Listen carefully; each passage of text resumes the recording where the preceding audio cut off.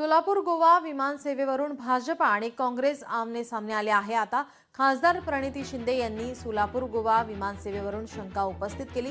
गोवा विमानसेवा सुरू करून इतर गोष्टींची तस्करी वाढणार तर नाही ना, असा सवाल उपस्थित केला होता। त्याला पालकमंत्री जयकुमार गोरे यांनी चोख प्रत्युत्तर दिलं आहे।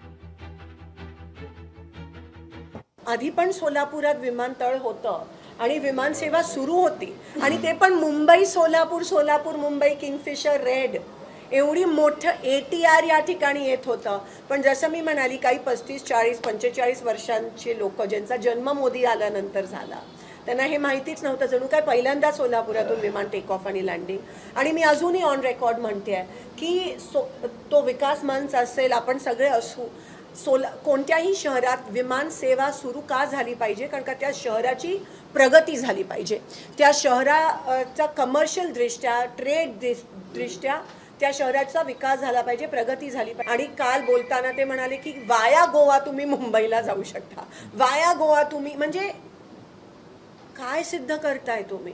खूप दिवसापासून आम्ही विमानाची वाट बघतोय, काय होणार आहे भाऊ, नक्की सांगा, कधी येईल विमान। आता पटवारी साहेब विमान आलेलं आहे, विमानाने उड्डाण पण केलेली आहे, पण उड्डाण केल्यावर सुद्धा अजून अनेकांची इच्छा आहे की गोव्याचंच का चालू झालं, मग गोव्यात गेल्यावर कसं होणार, गोव्यातनं काहीतरी तस्करी होईल आणि गोव्यातनं आमची पिढी बिघडून येईल।